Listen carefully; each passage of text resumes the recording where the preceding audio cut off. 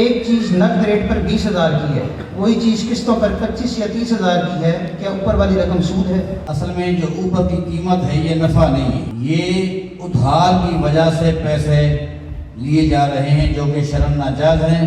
کل قرض جر منفعۃ فہو الربا، ہر وہ قرض یا ادھار جو نفع لے کر آئے، نبی علیہ السلام فرماتے ہیں وہ سود میں شامل ہے، لہذا وہ سود میں شامل ہے، اس کو نہیں لینا چاہیے، ناجائز ہے۔ کیوں؟